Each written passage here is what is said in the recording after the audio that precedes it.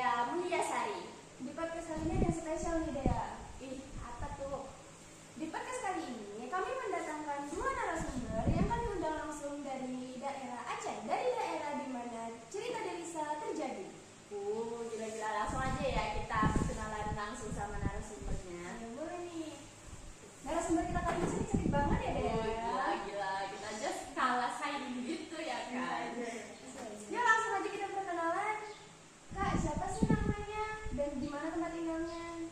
Oke, perkenalkan nama saya Dinda Yolanda. Saya berasal dari Aceh dan umur saya sekarang mau jalan ke 20. Kalau bapaknya satu lagi? Perkenalkan semua, halo, nama saya Dina Prasiska, asal saya dari Aceh, umur saya 19 tahun. Gimana nih Kak perjalanan dari Aceh menuju ke Riau? Cukup sulit ya dan sangat panas gitu. Memang kadang rada-rada panas kan seperti sikap dia. Jadi kalau datang ke Riau itu kita harus butuh effort yang besar banget. Apalagi jalannya itu rusak-rusak gitu. Ya, lomba-lomba. Effort nih demi apa diundang dari podcast kali ya. Oh, iya. Terima kasih banyak Kak udah mau hadir di podcast kami. Kita mulai aja nih yuk Kak langsung. Izin nanya nih ya Kak. Apa sih dampak tsunami Aceh terhadap kehidupan Delisa dan keluarganya?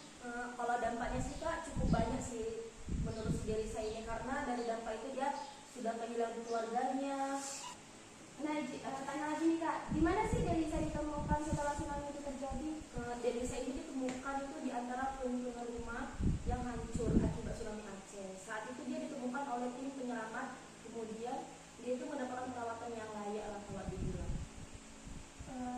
Dia kondisinya terluka parah Kak atau gimana? Kondisinya cukup terluka parah tapi dia selamat, tapi kakinya itu dia kalau dibilang kehilangan satu kakinya. Amputasi udah diamputasi. Iya.